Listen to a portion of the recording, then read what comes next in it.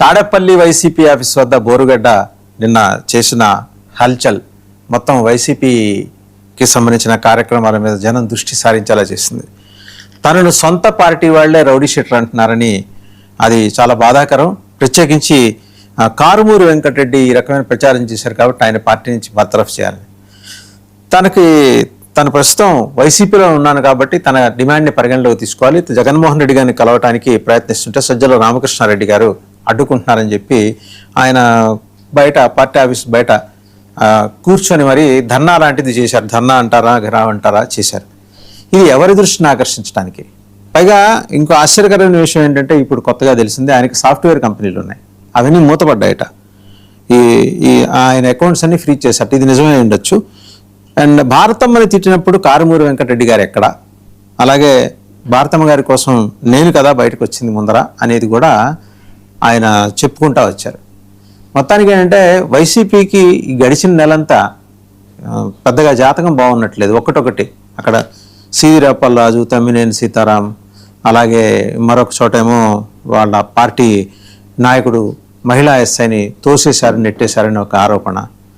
తాజాగా నిన్న మొన్న చూస్తే విరూపాక్షి ఎమ్మెల్యే విరూపాక్షి అరెస్టు, దళిత మహిళ మీద దాడి చేసి దౌర్జన్యానికి పాల్పడ్డారు, రాళ్ళ దాడులు కూడా చేశారు. ఇప్పుడు తాజాగా ఏంటంటే మరి బోరుగడ్డ క్లెయిమ్ చేస్తున్నారు ఆయన వైసీపీలో ఉన్నారా లేదా పార్టీ చెప్పాలి. పార్టీ చెప్పాలంటే కోటరీకి నాయకత్వం ఇస్తున్న సజ్జల రామకృష్ణారెడ్డి గారి ఆధ్వర్యంలో ఎవరైనా నిర్ణయం తీసుకుంటే ఆ నిర్ణయం మాత్రం బయటకు వస్తుంది. జనరల్గా అంటే వన్ వే కమ్యూనికేషన్ వైసీపీలో వారి జీవితే కానీ ఇప్పుడు ఈయన వెళ్ళి కలవాలని ఎప్పటి నుంచో జగన్మోహన్ రెడ్డి గారిని ట్రై చేస్తున్నారట, కలవనియట్లేదట. ఇది ఎప్పటి నుంచో ఉన్నదే పార్టీలో. కోటరీ ఎప్పుడైతే జనసామాన్యానికి కార్యకర్తలకి జగన్మోహన్ రెడ్డి గారికి మధ్య చైనా వాళ్ళగా నిలబడ్డ కోటరీ కారణంగా ఏర్పడిన ఇబ్బంది ఇది. దట్ డజంట్ మీన్ బోరుగడ్డ కార్యకర్త లేకపోతే పార్టీ నాయకుడు అనే దాని మీద ఇతమిత్తంగా చెప్పాల్సింది పార్టీ నాయకత్వం. ఇంతవరకు మాట్లాడాల. ఆయన ఆందోళన మొదలెట్టి కూడా 24 hours అయింది. ఈ అంశానికి సంబంధించి బిగ్ డిబేట్లో మనతో పార్టిసిపేట్ చేస్తున్నారు విజయ్ కిరణ్ గారు, టీడీపీ అధికార ప్రతినిధి, అలాగే లక్ష్మీకాంత్ గారు, జనసేన అధికార ప్రతినిధి, శేఖర్ రెడ్డి గారు, వైసీపీ అధికార ప్రతినిధి, సింగళూరు వెంకటేష్ గారు, రాజకీయ విశ్లేషకులు. అందరికీ నమస్కారం అండి. ముందర శేఖర్ రెడ్డి గారి దగ్గర నుంచే మాట్లాడదాం. శేఖర్ రెడ్డి గారు, ఇంతకీ బోరుగడ్డ మీ పార్టీ సరే మంచిదండి. విజయ్ కిరణ్ గారి దగ్గరికి వెళ్ళిన విజయ్ కిరణ్ గారు ఎలాగో నేటివ్ ఆఫ్ గుంటూరు కాబట్టి ఆయనకి ఇక్కడ ఉన్న వాళ్ళందరికన్నా ఎక్కువ సమాచారం ఉంటుంది. విజయ్ కిరణ్ గారు, బోరుగడ్డని రౌడీ షీటర్ అని సొంత పార్టీ వాళ్ళే అంటున్నారంట, అది ఆయన ఆవేదన. ఆయన సాఫ్ట్వేర్ కంపెనీలు మూతపడ్డాయట, ఇది కొంచెం కొత్త విషయం. ఇది అకౌంట్స్ ఫ్రీజ్ చేయడం అంటే వివిధ కేసుల కారణంగా ఏమైనా ఫ్రీజ్ అయి ఉంటాయేమో, అది ప్రోటోకాల్స్ ప్రకారం ఎలా చేయాలో అలా చేస్తారు పోలీసులు, చట్టాలు. ఏంటంటే ఇది వాళ్ళ పార్టీ అంతర్గత వ్యవహారమా, లేకపోతే రౌడీ షీటర్ అంటూ తన్ని నిందిస్తున్నారనేది చెప్పుకోవడానికి ఆయన బయటకు వచ్చి చేసిన ప్రయత్నంగా చూడాలా?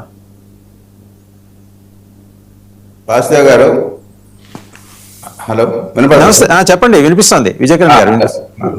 మీకు ప్యానల్ లో ఉన్నటువంటి సభ్యులకి, ప్రేక్షకులందరూ కూడా గుడ్ మార్నింగ్ అండి. ఇప్పుడు మీరు అన్నట్టు ఖచ్చితంగా అది వాళ్ళ పార్టీ యొక్క అంతర్గత వ్యవహారమే. వాళ్ళ పార్టీకి సంబంధించినటువంటి ఒక వ్యక్తి ఈ రోజు ఆయన ఏం చెప్తా ఉన్నాడు, గత 10 రోజుల క్రితం నన్ను పిలిచారు, మీటింగ్ పెట్టారు, నన్ను వెయిట్ చేయించారు, సజ్జల గారే రమ్మన్నారు, మళ్ళీ ఆయనే నన్ను 4 గంటల పాటు వెయిట్ చేయించి అడ్వకేట్స్ మీ ఇప్పుడు పెట్టలేము, వేరే నీ ఆల్టర్నేటివ్ సోర్సెస్ చూసుకో అని చెప్పాడు, వెళ్ళిపోమని చెప్పాడు అన్నాడు. తర్వాత ఏం చెప్పాడు, ఇవాళ వెళ్తే ఎవరప్పా నువ్వు అని చెప్పి అన్నాడు. ఇంకేం మతిపోయిందా ఏంటి అని చెప్పి నాకు డౌట్ వచ్చింది. నన్ను ఎందుకు ఆపుతున్నాడని అంటే ఇక ఇతనికి వైఎస్ఆర్ కాంగ్రెస్ పార్టీకి బోరుగడ్డ అనిల్ అనేటువంటి వ్యక్తి మాకు సంబంధం లేదు అని నిరూపించుకునేటువంటి ఒక పెద్ద హైడ్రామాకి వీళ్ళు తెరలేపారు. నాకునేటువంటి ఈ జరుగుతున్న పరిణామాలు చూస్తూ ఉంటే ఖచ్చితంగా ఇది సజ్జల రామకృష్ణారెడ్డి, బోరుగడ్డ అనిల్, కారుమూరి వెంకటరెడ్డి వీళ్ళంతా కూడా కలిసి చేసినటువంటి డ్రామాగా కనపడతా ఉంది. ఎందుకంటే ఈ జనాలు నమ్మట్లేదు, బోరుగడ్డ అనిల్కి వైఎస్ఆర్ కాంగ్రెస్ పార్టీకి సంబంధం లేదు అంటే జనాలు నమ్మట్లేదు కాబట్టి దాన్ని నమ్మించేటువంటి ప్రయత్నం. మేము అప్పుడే చెప్పాం కదా, వైఎస్ఆర్ కాంగ్రెస్ పార్టీకి బోరుగడ్డకి శ్రీరెడ్డికి సంబంధం లేదని మేము చెప్పాం కదా అని అప్పటి నుంచే చెప్తా ఉన్నారు. ఏ విధంగా చెప్తా ఉన్నారు, పాకిస్తాన్లో తీవ్రవాదులను తయారు చేస్తారు, భారతదేశం మీదకి పంపిస్తారు, దాడులు చేసి అనేక మందిని చంపుతారు, చంపిన తర్వాత పాకిస్తాన్ కసబ్ లాంటి వాడిని పట్టుకొని వీడు పాకిస్తాన్ వాడు అని చెప్పి కనిపెట్టిన తర్వాత మాకు అసలు సంబంధం లేదని చెప్తాడు.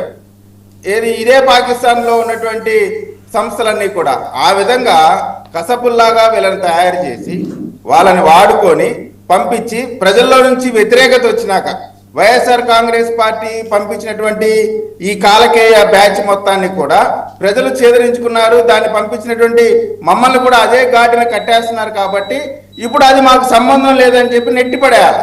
లేకపోతే దళితులకు సంబంధించిన అంశాలపైన దళితులతో మాట్లాడిస్తారు, కాపులకు సంబంధించిన అంశాలపైన కాపులతో మాట్లాడిస్తారు, ఏ కమ్యూనిటీకి సంబంధించిన అంశం ఆ కమ్యూనిటీ వైఎస్ఆర్ కాంగ్రెస్ పార్టీ లీడర్లతో మాట్లాడిస్తారు. కానీ బోరుగడ్డ అనిల్ని గురించి మాట్లాడించింది ఎవరితో మాట్లాడించారు? కాబట్టి దళితుల పట్ల వైఎస్ఆర్ కాంగ్రెస్ పార్టీకి ఉన్నటువంటి విధానం ఏంటి అనేటువంటిది స్పష్టంగా అర్థమవుతా ఉంది. అంటే చాలా ఈజీగా, అంటే వాళ్ళ పార్టీకి సంబంధించిన బండి కట్టేసుకెళ్తా అన్నప్పుడు అప్పా బోరుగడ్డ సూపర్, మిగతా పవన్ కళ్యాణ్ గారిని తిట్టినప్పుడు అసలు బోరుగడ్డకి మించిన వాళ్ళు లేడు. గవర్నమెంట్ తరపు నుంచి గన్మ్యాన్లు ఇస్తారు, ఇసుక రీచ్లు ఇస్తారు, అనేకమైనటువంటి ఆర్థికపరమైనటువంటి అంశాలు తోడ్పాటిస్తారు. డైరెక్ట్ గా సజ్జల గారు అధికారంలో ఉన్నప్పుడు ఇంటర్వ్యూలు ఇస్తారు. కానీ ఇప్పుడు ప్రజల్లో వారు పంపించినటువంటి ఈ కాలకేయుల వల్ల ఇబ్బందిగా ఉంది, ప్రజలు నమ్మట్లేదని ఖచ్చితంగా ఇతను వదిలించుకోవాలా. దళితుల పట్ల వీళ్ళకి ఎంత దారుణమైనటువంటి ఆలోచన అంటే అండి, వీళ్ళు ఏ విధంగా వాడుకుంటారు దళితులు అంటే ఇంకొక పెద్ద ఉదాహరణ ఉంది. గుంటూరు జిల్లాలోనే జగన్మోహన్ రెడ్డి గారు కాంగ్రెస్ పార్టీని వదిలేసి వచ్చినప్పుడు మేకతోటి సుచరిత గారు ఆమె పదవికి కూడా రాజీనామా చేశారు. పదవికి రాజీనామా చేసి ఉప ఎన్నికల్లో పాల్గొన్నారు. ఆ తర్వాత మళ్ళీ పోటీ చేశారు, గెలిచారు, హోంమంత్రిగా ఉన్నారు. అందరినీ మార్చలేదు, కొంతమందిని మార్చిన దాంట్లో ఫస్ట్ ప్లేస్ లో సుచరిత గారు ఉన్నారు. ఆమెకున్నటువంటి మంత్రి పదవి తీసేశారు. సరే మంత్రి పదవి తీసేశారు, వేరే వాళ్ళకి ఇచ్చారు, అయిపోయింది. తీరా చూస్తే ఎమ్మెల్యేగా నియోజకవర్గానికి సంబంధించినటువంటి ఇన్ఛార్జ్ పదవి కూడా తీసేశారు. అంటే వీళ్ళకి దళితుల పట్ల వీళ్ళ కోసం పోరాటం చేసిన వాళ్ళ పట్ల వైఎస్ఆర్ కాంగ్రెస్ పార్టీకి ఉండేటువంటి చిత్తశుద్ధి, వారు మాట్లాడేటువంటి మాటలకి చేసేటువంటి చేష్టలకి ఏంటి అనేటువంటిది ఈరోజు అనేకమైన ఉదాహరణలు గుంటూరు జిల్లాలోనే కనపడతా ఉన్నాయి. ఖచ్చితంగా బోరుగడ్డ అనిలు ఇవాళ మాట్లాడేటువంటి మాటలు అయితే కలిసి చేసినటువంటి డ్రామా అయి ఉండాలా, లేదా వైఎస్ఆర్ కాంగ్రెస్ పార్టీ అవసరం తీరిపోయింది, ఆపరేషన్ కంప్లీట్ అయింది, ఇంకా వీటితో మాకు పనే ఉంది అనేటువంటి ఆలోచనతో అన్న ఉండాలా. లేకపోతే కారుమూరి వెంకటరెడ్డితో మాట్లాడించాల్సినటువంటి అవసరం ఏంది, ఆయనకే ఎందుకు అప్పచెప్పారు? అంటే వీళ్ళ లైన్స్ లో మాట్లాడుకొని చక్కగా ఎందుకంటే ఇప్పుడు వైఎస్ఆర్ కాంగ్రెస్ పార్టీలో బోరుగడ్డ అనిల్ లాంటి వాడు ఒక్కడే కాదు కదా. ద్వారపూడి చంద్రశేఖర్ రెడ్డి ఉన్నాడు, అంబటి రాంబాబు ఉన్నాడు, కొడాలి నాని ఉన్నాడు, రోజారెడ్డి గారు ఉన్నారు, మరి ముఖ్యంగా అనంతబాబు లాంటి గొప్ప హత్యలు చేసినటువంటి అనేక మంది ఉన్నారు. వాళ్ళెవరిని వాళ్ళ పైన చర్యలు తీసుకోవాలా, వాళ్ళ పార్టీ ఆఫీస్ దగ్గర రాపట్ల. అంబటి రాంబాబు గారు ఏమన్నా బోరుగడ్డకి తక్కువ, బోరుగడ్డకి మించిపోతా ఉన్నాడు రోజు రోజుకి. కాబట్టి దళితుల పట్ల వైఎస్ఆర్ కాంగ్రెస్ పార్టీ చేసేటువంటి విధానం, వారి ఆలోచన తీరు ఏ విధంగా ఉంటుంది అనడానికి ఇది ఒక స్పష్టమైన ఉదాహరణ. ఎందుకంటే ఉప ముఖ్యమంత్రిగా ఉన్న సమయంలోనే నారాయణ గారిని తిరుమలలో ఏం చేశారు, ఎలా నుంచోబెట్టారు అన్నీ కూడా చూసాం. కాబట్టి వీళ్ళు కేవలం ఓట్లుగా మాత్రమే చూస్తారు, దళితుల్ని ఓట్లు తెచ్చుకోవడానికి మాత్రమే, ఓట్లు వేసే యంత్రాలుగా చూసినటువంటి వైఎస్ఆర్ కాంగ్రెస్ పార్టీ వారి యొక్క రంగుని ప్రజలు గమనించాల్సినటువంటి అవసరం చెప్తూ మళ్ళీ వస్తాం మీ దగ్గరికి. ఒకసారి సింగళూరు వెంకటేష్ గారి దగ్గరికి వెళ్దాం. మీరు మంచి ప్రస్తావన చేశారు. ఏ కులం వాళ్ళని ఆ కులం వాళ్ళ చేత తిట్టించడము, విమర్శ చేయించడము, ఆరోపణ చేయించడం. మీరు చేసింది కూడా అదే. పార్థసారథి బీసీ మంత్రి సీదిరా పల్లాజ్ మీద పార్థసారథి గారి చేత మాట్లాడించారు. మళ్ళీ నెక్స్ట్ రౌండ్లో ఆ విషయం గురించి మాట్లాడదాం. వెంకటేష్ గారి దగ్గరికి వెళ్దాం. వెంకటేష్ గారు, పార్టీ హాస్ డిజోన్డ్ బోరుగడ్డ అనిల్. ఈరోజు సాక్షిలో ఒక ప్రకటన, బోరుగడ్డ అనిల్కి మాకు ఎట్లాంటి సంబంధం, అది కూడా మీరు చూసే ఉంటారు, ప్రకటన వచ్చింది. ఈ డిజోనింగ్ ప్రాక్టీస్ ఏంటండి అంటే, విజయకిరణ్ గారు చెప్పిన మాటలతోటి నేను పాక్షికంగా ఏకీభవిస్తా. అంటే ఒక వివక్ష పూరిత ధోరణి అయితే ఉంది కొన్ని సామాజిక వర్గాల పట్ల, దళితులు కావచ్చు, అలాగే రెడ్డేతరులు కావచ్చు, వాళ్ళ పట్ల వివక్షాపూరిత ధోరణి ఉందనేది మనకు తరచూ చూస్తూ వస్తున్న విషయం. అబ్బాయి అట్లాంటిది ఏం లేదని ఎవరన్నా చెప్పారనుకోండి, అలా చెప్పకపోతే రెండో రోజు వాళ్ళు కనబడరు. ఏది పార్టీ ప్రతినిధులుగా అలా మాట్లాడే అవకాశం రాదు. అది చాలా స్పష్టంగా వైసీపీకి మాట చెబితే ఒంటి మీద తేళ్లు జరులు పాగినట్టు ఉంటుంది, కానీ అది వాస్తవం. ఇప్పుడు ఈ